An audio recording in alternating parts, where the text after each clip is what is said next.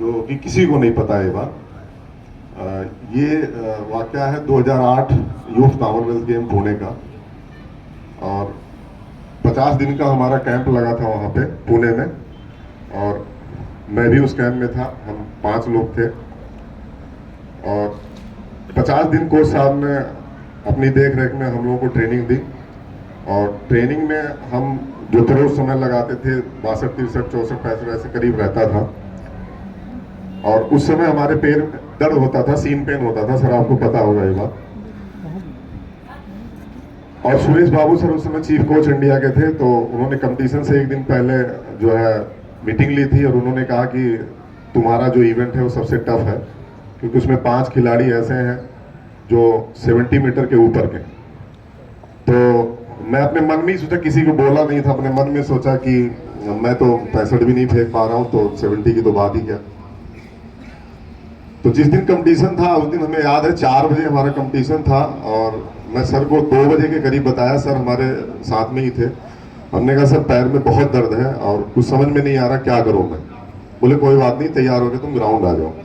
मैं 2 बजे ग्राउंड पहुंचा, और सर ने वहाँ डिस्पेंसरी बनी हुई थी, डॉक्टर के पास लेके गए, उन्होंने बताया, डॉक्टर ने सर्टिफिकेट बनाया और एक हमको पेन किलर का इंजेक्शन लगाया, और सर ने मुझे ग्राउंड में लेके आया, और फिर वहाँ अपने से हमें स्ट्रेचिंग करवाया, पूरी बॉडी रिलैक्स किया, और बज गया 3।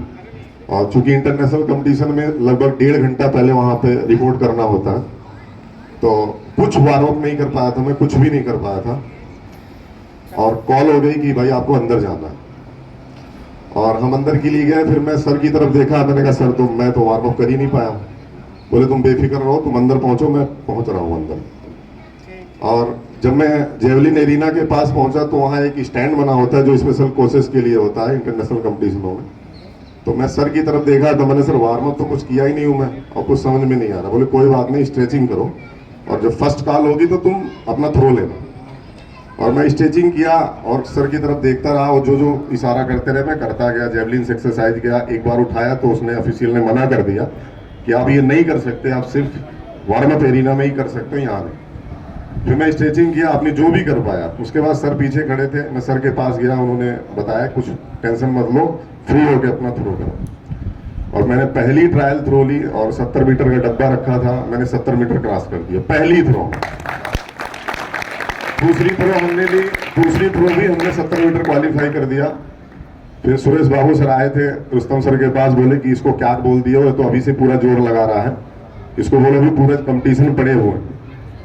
और उस कंपटीशन में सर ने मुझे इतना मोटिवेट किया, इतना मोटिवेट किया कि समझ में नहीं आया कि मैंने क्या किया। और 71.52 मैंने थ्रो किया, दूसरी थ्रो की, और उसी थ्रो पर मैं यूथ कॉमनवेल्थ गेम का रिकॉर्ड किया और गोल्ड लिया। तो इसमें मुझे लगता है कि मेरा कहीं योगदान नहीं था, जो सर ने बोला, जो सर ने कराया, और वही मैं करता गया, वही किया। तो ये सब सर की ही देन है। लेकिन उसके बाद एक बात और कहना चाहूंगा, मुझे लगता है कि सर को हमने बड़ा कष्ट दिया, और उसके बाद ही हमारा वहां से हटने के बाद पटियाला कैंप में चला गया। फिर उसके बाद सर भी जानते हैं, बड़े भाई साहब लोग, सब लोग बैठे हैं यहाँ पे, वहीं से हमारा दी एंड हो गया। और कुछ सौभाग्य रहा होगा कि मुझे इलाहाबाद में ही नौकरी मिल गई रेलवे में। उसके बाद से हमारा कोई परफॉर्मेंस नहीं आया। फिर 2015 में सीनियर इंटर स्टेट में एक बार मैं खेला, उसमें भी सर से मैं चूंकि रेलवे ग्राउंड में प्रैक्टिस करता था, तो सर के पास शाम को जाया करता था, एक समय की ट्रेनिंग की टाइम मिल पाता था। तो उसी 2015 सीनियर इंटर स्टेट में मैं सेकंड हुआ, जिसमें नीरज चोपड़ा फर्स्ट था, मैं सेकंड था। तो वो भी सर की ही देन। तो सर के लिए जितना कहा जाए सब कुछ कम, जो कुछ सीखा है सर से ही सीखा है, अपना तो कुछ था ही नहीं। हम तो पहली बार इलाहाबाद आए, तो पहली बार रेंज की जेवलिन देखेंगे, ये भी होती है, रेंज की जेवलिन होती है। तो सब कुछ सर की वजह से ही हूँ, और आपके सामने जैसा भी हूँ सब सर की वजह से हूँ।